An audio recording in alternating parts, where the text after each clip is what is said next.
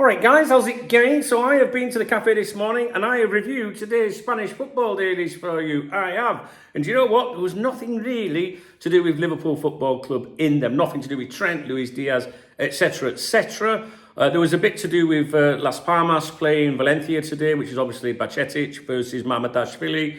So I've done a video about that, but overall there was nothing really to do with Liverpool. I have recorded a video for Golazo España, my other YouTube channel, which focuses on all the front pages of the Spanish football dailies today. So if you want to watch that, the link for that channel is in the video description of this video, and it will also come up on the screen at the end. There's something in that video I think might interest you that could affect Liverpool in the Premier League. It's to do with ball boys and sponsorship. And how they're trying to improve the game and stop time wasting. So you might find it of interest. I found it of interest, and it was an article in one of those papers there that I picked out for that update.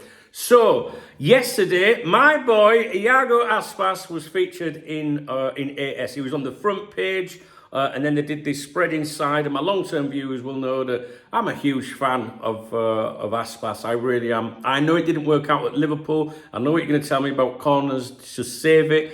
I don't think he was used properly at Liverpool. And I remember, before he went to Liverpool, I used to talk to people saying, they'd say, who would you like to see sign? I used to go, there's a player in Spain called Aspas. He'd be great. And he actually came to Liverpool, and I couldn't believe it. And, it didn't work out. He left, and he went on to become this amazing player that is loved in Spain. If you look at his stats, they're incredible post-Liverpool. It just worked out for him right over here. Anyway, so they did this spread yesterday. People know that when I do my daily reviews of the Spanish dailies, whenever Aspas is mentioned, I get a bit emotional. Do you know what I mean? And so I know there'll be people going, "Oh no, don't going to talk about Aspas," right? But the thing is, there's something else that makes me emotional as well, and that is mums. I don't mean MILFs. I mean mums. My mum passed away in 2012. People that follow my morning briefings, especially on my other YouTube channel, they know the connection I had with my mum and how much it affects my life even today. And one thing I like is when footballers talk about their mums or their dads or their family, but especially when they mention the parents, especially the mums. And I've got this here, which is this interview with Aspas, where he talks about his mum. And I really like stuff like that. And I especially like stories of footballers that, came from nothing, the mum or even the dad, whatever, you know what I mean, raised them and had all these different jobs, and they had struggles to get through life. Maybe it's mum going out and doing 4 jobs or something like my mum did as a kid, 4 jobs, to get me where I am today, bless her. And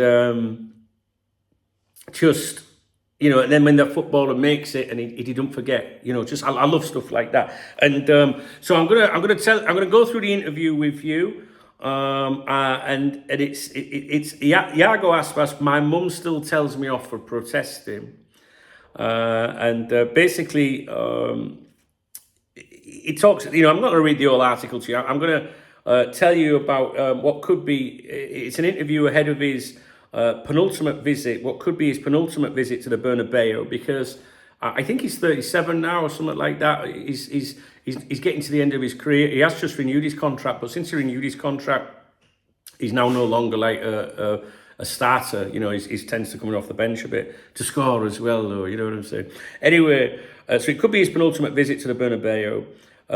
Life remains the same for the Sky Blue star, who still gets an earful from his mum.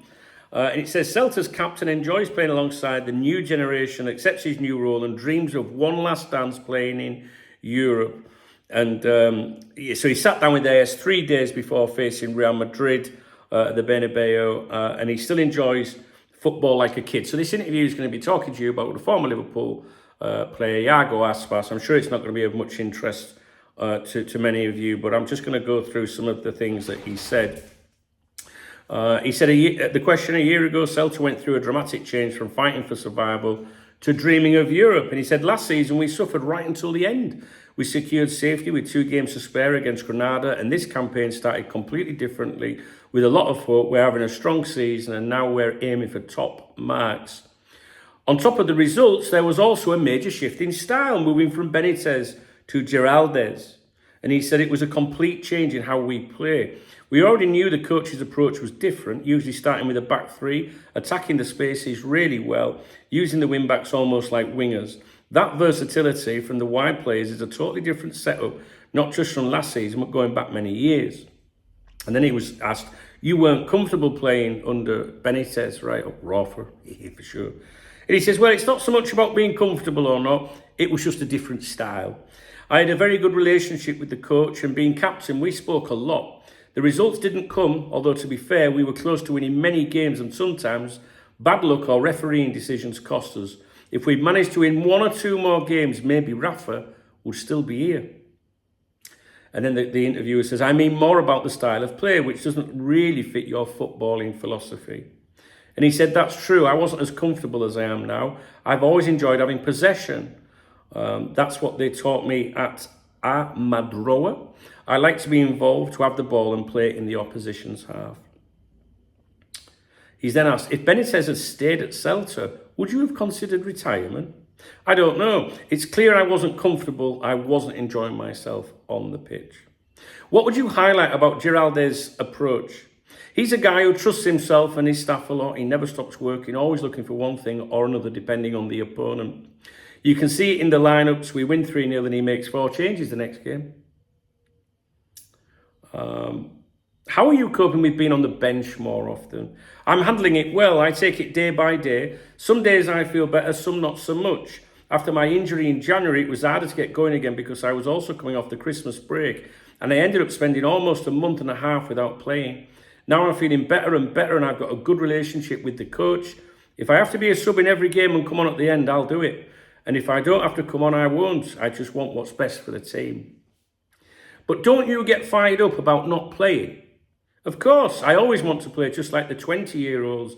There are moments in matches where you feel you could make an impact, and others where you see the team's doing well and it's better not to touch it.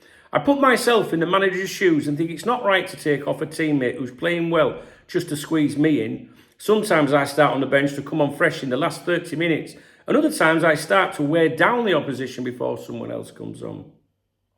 How do you feel playing as a centre forward? The coach has already used me in that role in a couple of games and I do feel comfortable. It's not like a few years ago when I had that burst of pace or we played with a different style. Now he wants me to drop deeper and help link up play, letting the wingers run into space. Are you excited about the possibility of playing in Europe again? There are still 5 games to go, a lot can happen and several teams are in the mix. That's several. There are 15 points up for grabs. You've surely done the maths. I have. I think we'll need to finish with at least 52 points. Are you more of a Europa League or Conference League man? Give me either, I don't mind which. As long as we qualify, I'm happy. Have you already got your sporting director licence? Not yet. I'll have time for that when I retire. Right now, I spend loads of hours here and I've got 3 kids at home. I can't do everything.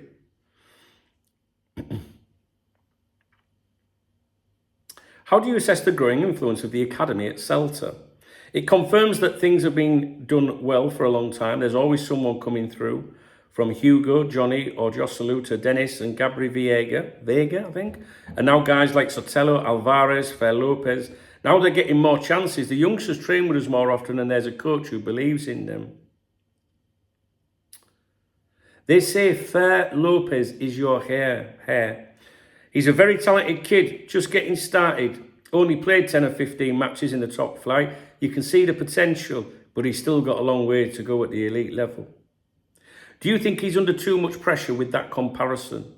Maybe not pressure exactly, but he might feel like he's expected to score 15 goals a season and we're totally different players. He plays a bit deeper, different to my game. I played as a striker, out wide or in behind. He's more of a central midfielder or second striker. I think he's more like Brais Mendes than me, to be honest. This Sunday, you visit a Real Madrid side still hurting from the cup final. They'll be looking to bounce back in front of their fans. They need to win to keep up with Barca before the Clásico. Why does the Bernabeu seem to be a tough place for Celta? Well, I did beat them in the cup and we knocked them out. But yes, in the league, it's many years since we last beat them. We've drawn a few times and also taken some heavy defeats. They're one of the best teams in the world, so losing is kind of expected. What happened in the cup wasn't normal though, right? It was a free-to-air game and everyone saw it. People can draw their own conclusions. I'm interested in yours. Well, I already said what I thought on social media. There were a few decisions I didn't agree with as a Celta player. Madrid fans will have seen them differently from their side. And then the interviewer says there was at least one decision that everyone seemed to agree on. He said there are 4 referees on the pitch, 2 in the VAR room, and the cameras are there to help you avoid making bad decisions. And I think they made a few that day. 2 weeks later, Madrid released a statement complaining about the refereeing after losing to Espanyol. What did you think when you saw that? I just laughed, what can I say? Do you think Madrid puts pressure on the referees? I don't know. I've never watched one of those RMTV videos. You hear things, but I don't pay them much attention. What do you think about Bellingham's suspension being overturned? I hope it sets a precedent so other teams can have players' bans lifted too. For us, it's bad news because now he'll play against us. Looks like Ancelotti won't stay at Madrid. Who would you sign?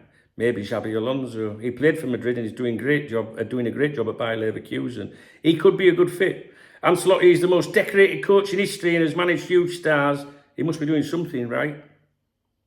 And finally, are you enjoying the moment more than ever?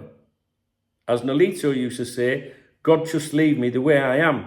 I'm really happy at home, enjoying life with a wonderful family. I'm living the life I once dreamed of, and if I could stop, I'd stop time. Then when I step onto the pitch, I want to win. Off the pitch, I'm calm, but sometimes on it, I don't even recognise myself. And neither does my mum. She still gives me a telling off now and then for arguing with the referees. And that, my friend, concludes that feature regarding Iago Aspas, which I suspect might be one of the last that I ever do regarding Aspas because he's coming to the end of his career. And I really like him. I do. And I think he was very proud to play for Liverpool Football Club.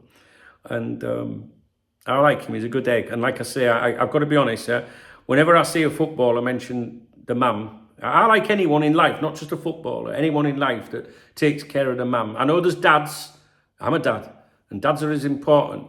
But mum's your mum, you know. And when I see people looking out for the mums, whatever they're standing in society, whether they're stinking rich or piss poor, they're the kind of people that I want to have a beer with. Do you know what I mean? All right, guys, I'll leave it with you. I hope you did watch the video. I don't think many people will watch this video.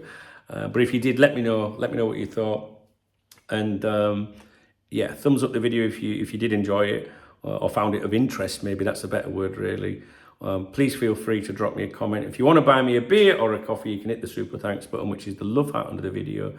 And I always give those people that support me a shout out in my morning briefings, which I record each day on my other YouTube channel, Duncan Oldham, which is in the video description, and it will come up on the screen at the end. Okay, guys, hopefully we will speak real soon.